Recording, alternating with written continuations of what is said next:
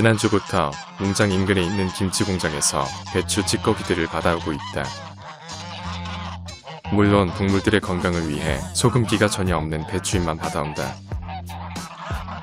풍족하진 않지만 매일 이 정도의 양만 제공해도 동물들에게 필요한 채소는 어느 정도 해결되었다고 봐야 한다. 매일 아침 나는 농장에 있는 동물들에게 사료를 주기 전에 먼저 채소부터 준다. 왜냐하면 동물들은 사료만큼 채소를 그다지 좋아하지 않기 때문이다.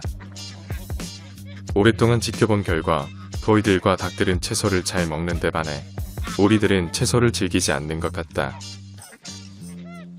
사람 중에도 채소를 좋아하지 않는 이가 있듯이 동물도 마찬가지인 것이다.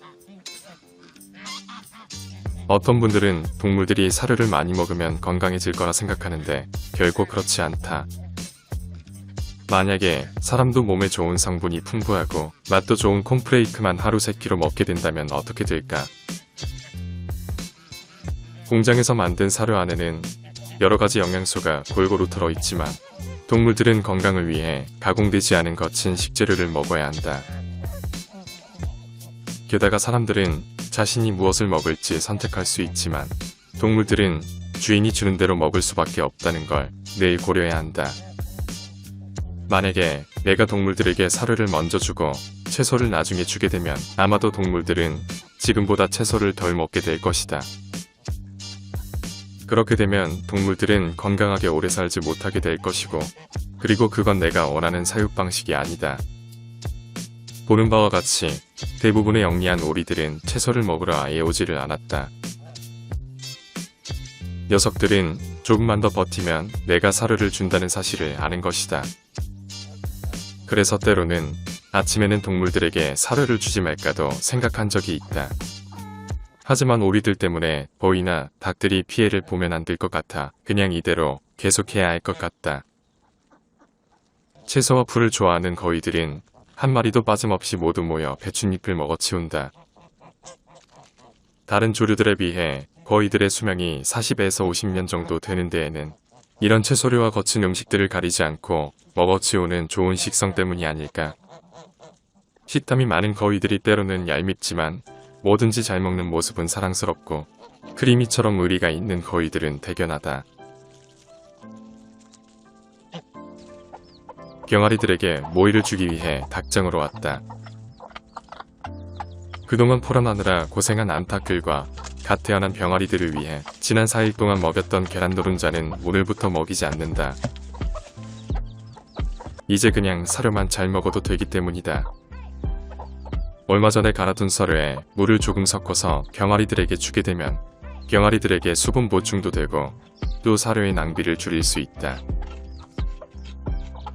이때 엄마 닭들을 위한 쌀애기도 함께 준다.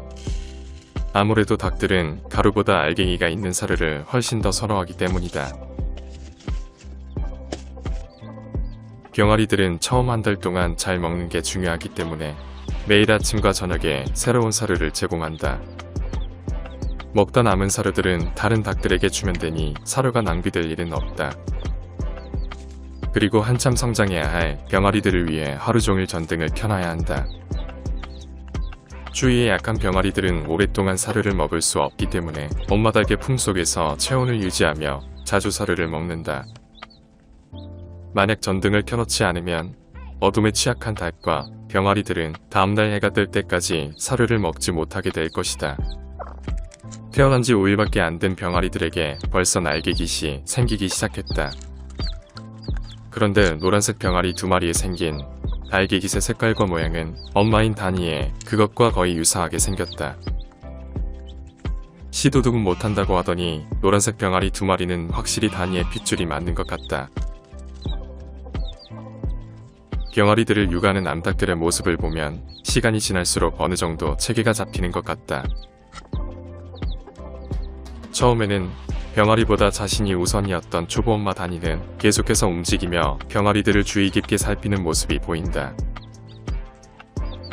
그리고 베테랑 엄마인 캔디는 늘 움직임이 없이 침착하게 병아리들의 움직임을 리드한다.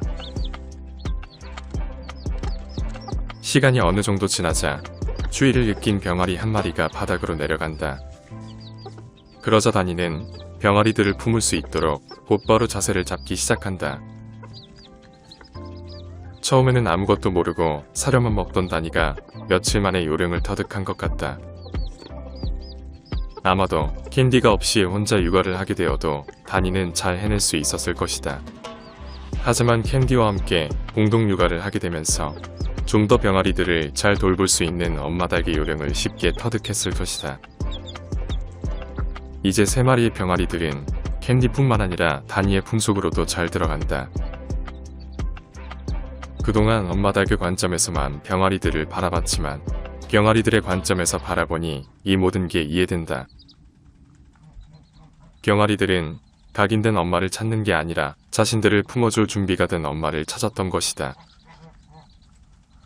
다니가 병아리들을 품고 있는 동안 캔디는 편안하게 사료를 먹을 수 있게 되었다.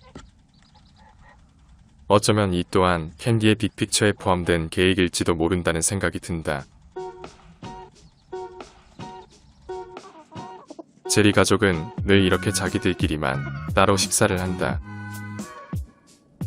제리는 태양이를 무서워하고 봉이는 놀부를 무서워하며 병아리는 모든 닭들을 무서워하기 때문이다.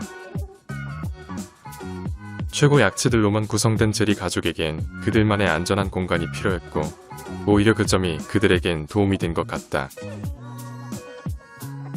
병아리가 아직 구박을 받고 있긴 하지만 이 정도 구박은 충분히 감당할 수 있을 거라 본다.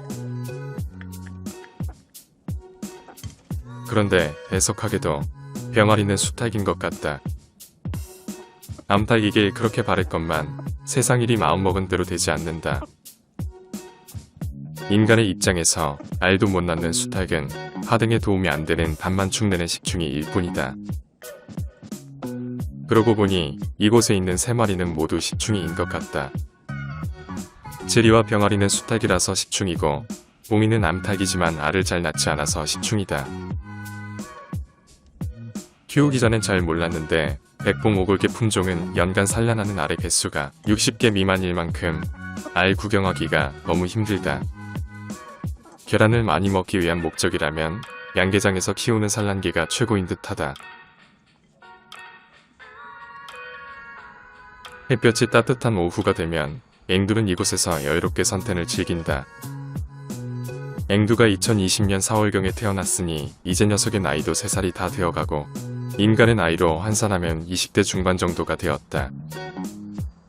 한참 종족 번식의 즐거움으로 살아야 할 앵두는 애석하게도 고자다. 성욕이 사라진 녀석에게 남은 건 오로지 식욕과 수면욕뿐인 것 같다.